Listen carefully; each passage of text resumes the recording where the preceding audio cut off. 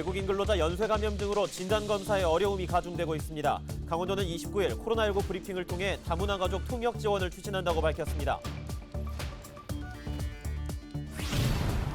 원주의 한 마을에서 강제 철거된 진입교를 또다시 조성해 논란이 일고 있습니다. 주민들은 생존을 위해 필요하다는 입장이지만 지자체는 불법 구조물이자 안전의 위험 등으로 고발 조치했습니다. 춘천시가 9월 커피 축제를 개최하는 등 커피 도시 조성을 추진합니다. 특히 문화와 ICT 기술을 접목해 차별화를 시도합니다. 전국 최초로 원주의 강원 감염정보활용지원센터가 문을 열었습니다. 개인정보를 보호하며 의료와 금융 등의 정보 활용을 가능하게 해 디지털 경제 활성화가 기대됩니다.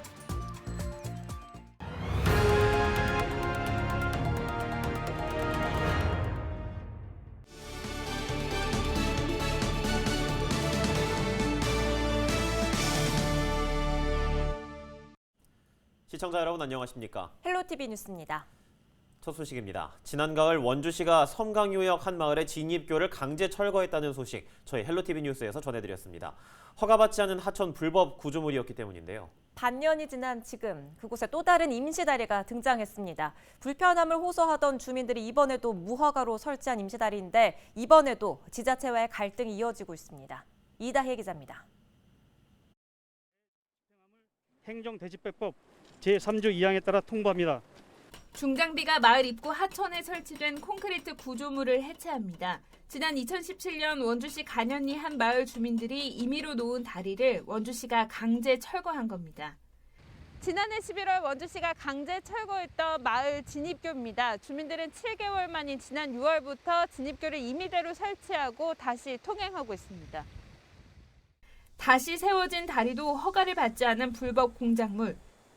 15가구 20여 명의 주민들은 사방이 강으로 둘러싸인 마을에서 생존하기 위해 어쩔 수 없었다고 주장합니다. 임시 다리가 없으면 물길을 이용해야 해 폭우 등으로 수위가 높아지면 마을에 고립될 수밖에 없다는 이유입니다. 그 2주가 되든지 다리를 놓든지 그때까지만 임시 허가를 해주면 되는 거죠. 행정대 집행을 또 하면 저희들은 또 놔야 돼요. 살아야 되니까 이게.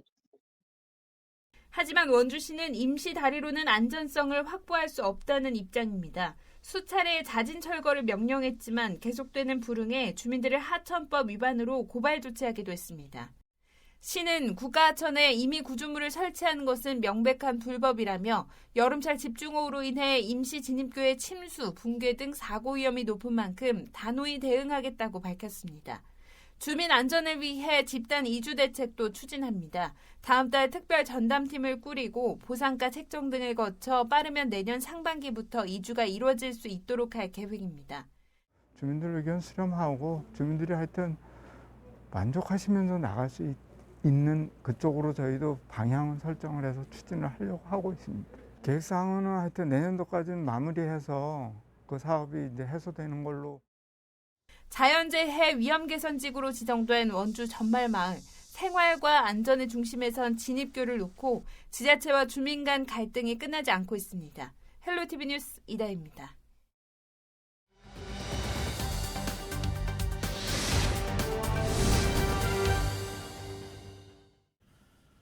도내 코로나19 누적 확진자가 4,400명을 넘어서는 등 확진자 발생이 이어지고 있습니다. 특히 외국인 근로자 연쇄 감염 등으로 진단검사에 어려움이 가중되고 있는데요. 강원도가 다문화 가족센터 등과 연계해 통역 지원을 확대하기로 했습니다. 26일 강원도 코로나19 브리핑입니다. 7월 28일 목요일 0시 기준 47명이 신규 확진되어 도내 총 확진자는 4,434명이며 시군별로는 강릉이 24명, 원주가 8명, 양양이 6명 등 도내 10개 시군에서 확진자가 발생하였습니다.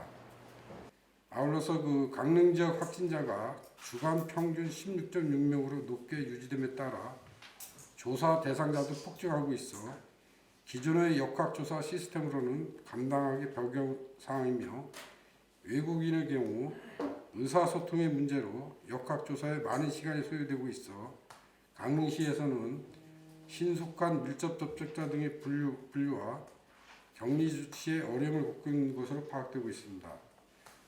따라서 도에서는 다문화 가족센터 등과 연계하여 통역 지원 방안을 마련하고 아울러 역학조사원 교육을 제공할 계획입니다.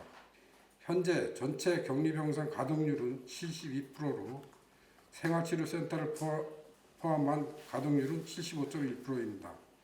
현재 잔여 병상은 150병상으로 오늘 7월 19, 20일, 22 이틀간 입소했던 62명이 오늘 대거 격리 해제될 예정으로 병상은 여유가 있는 것을 판단하고 있습니다. 마지막으로 도민들께 당부 말씀을 드립니다. 시군보건기관에서는 일일 평균 8,400여 건의 코로나 진단검사를 실시하고 있으며 특히 코로나는 물론 여름철 폭염과 더위와의 사투도 함께 벌이고 있습니다. 한낮 온도가 35도를 넘는 가운데 가운과 장갑, 마스크와 안면 보호까지 착용하고 잠시만 움직여도 땀이 줄줄 흐르는 정말 힘든 현장에서 근무하고 있습니다. 도민들께서는 코로나 의료진들에게 격려와 응원을 보내주시기 바라며 조금이라도 확진자를 줄이기 위한 노력과 함께 동참하는 차원에서 마스크 쓰기, 환기하기, 의심 증상 있으면 즉시 검사받기 등 기본 방역 수칙을 지켜주시길 당부드립니다. 또한 보건당국에서는 역학조사를 받는 경우에는 이동 동선과 접촉자 등에 대한 조사에 적극 협조해 주시기 바랍니다. 이상 보고를 마치겠습니다. 감사합니다.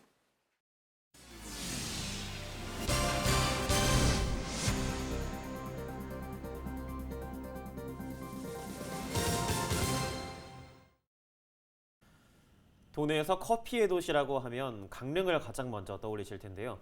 호반의 도시 춘천시가 커피의 도시로 거듭나기 위한 도전장을 던졌습니다. 춘천시가 오는 9월 커피 축제를 개최하기로 했는데요. 후발주자인 만큼 문화와 ICT 기술을 접목한 차별화 전략을 마련했습니다. 장진철 기자가 보도합니다. 춘천 도심이 한눈에 내려 보이는 구봉산. 경치로도 유명세를 타고 있지만 이곳을 더 유명하게 한 것 바로 카페들입니다. 이곳 구봉산에만 프랜차이즈를 비롯한 크고 작은 커피 전문점이 18곳에 달해 춘천 대표 카페 거리로 자리 잡았습니다. 최근에는 서면과 신북, 공지천과 신촌리에도 커피 전문점들이 모이면서 춘천 지역 커피 전문점은 700개까지 늘었습니다. 3년 사이 70% 가까이 급상승했습니다. 춘천에서 커피 문화가 시작된 건 1960년대. 1968년 전국에서 처음으로 원두를 만드는 로스터리 카페가 공지천에 문을 열었습니다. 여기에 세계 원두 최대 재배 국가인 에티오피아와 춘천시는 6.25 전쟁 이후 꾸준하게 활발한 교류를 이어가고 있습니다. 춘천시가 커피의 도시를 추진하는 이유입니다. 그 첫 단계로 오는 9월 커피를 테마로 한 축제인 춘천 커피도시 페스타를 개최합니다.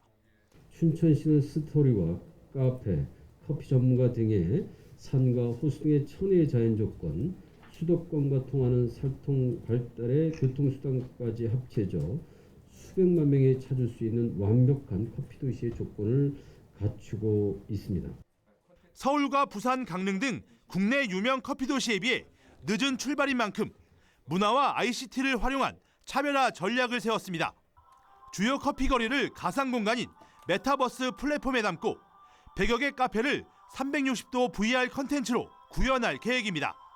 이를 시작으로 중장기적으로 에티오피아 커피 농장과 계약 재배를 통해 춘천만의 커피 브랜드를 만드는 등 춘천을 국내 커피 메카로 만들 예정입니다. 그래서 문화를 가지고 시작을 하면 비즈니스는 당연히 자연스럽게 따라올 수 있을 것이고요. 이탈리아 하면은 베니스라는 관광 도시가 있잖아요. 거기도 역시 거기도 이제 그 물과 가까이 있는 곳인데 춘천이 아마 그런 쪽으로 발전할 수 있을 걸로. 다른 지역에 비해 뒤늦게 커피 도시로 도약을 선언한 춘천시. 춘천만의 차별화 전략이 국내 유명 커피 도시들을 누르고 커피 마니아들의 마음을 사로잡을 수 있을지 주목됩니다. 헬로티비 뉴스 장진철입니다. 전국 최초로 가명정보 활용지원센터가 지난 28일 원주에 문을 열었습니다. 센터는 의료와 금융 등의 개인정보를 기술적으로 알아볼 수 없도록 해 정보 주체의 동의 없이도 통계와 연구 등에 사용할 수 있도록 합니다. 정보를 잘 가공하고 활용하면 개인정보는 철저히 보호하고 그리고 거기서 새로운 산업과 어떤 새로운 미래의 먹거리가 될 수 있는 그런 데이터를 잘 활용한 여러 가지 일거리들이 생길 수 있습니다. 이 밖에도 강원 감염정보활용지원센터는 민간과 공공의 안전한 데이터 사용을 촉진해 데이터 인공지능 산업과 디지털 경제 활성화를 견인할 것으로 기대됩니다. 10년 넘게 방치됐던 횡성군 옛 드라마 세트장 부지에 문화복합단지가 조성됩니다.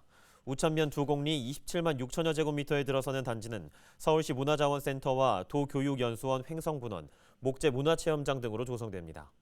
서울시가 보유한 미술품 등을 보관 전시하는 문화자원센터는 2023년 완공 예정이고 교육연수원 횡성분원은 내년, 목재문화체험장은 2025년 개원을 목표로 합니다. 횡성군은 문화복합단지가 운영되면 연간 20만 명 이상의 관광객이 방문하고 40억 원 이상의 경제 효과가 있을 것으로 기대하고 있습니다. 춘천시가 자가격리 해제 전 검사 대상을 확대합니다. 대상은 10인 이상 사업장 종사자와 타 지역 확진자 접촉자, 집단 감염 시설 종사자 등입니다.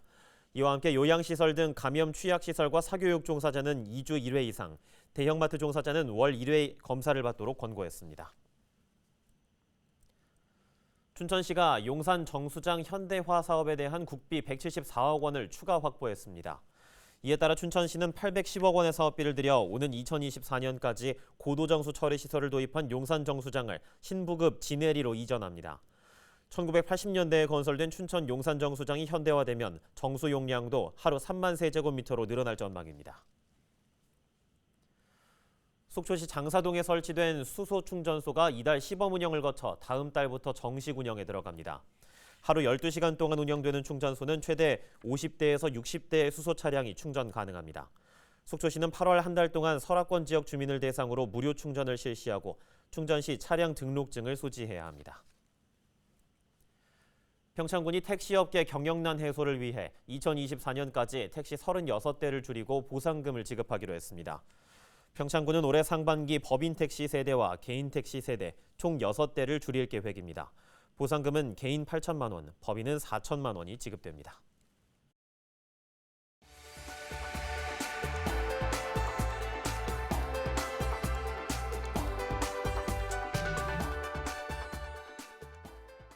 강원도교육청이 다음 달 초까지 방학에도 기숙사를 운영하는 도내 9개 학교를 대상으로 방역과 안전 실태를 점검합니다. 도교육청은 입소 학생의 코로나19 진단 검사를 권고하고 외부인의 기숙사 출입을 제한합니다. 이와 함께 방역물품 비치, 환기 등 방역수칙 준수 여부를 수시로 확인할 계획입니다.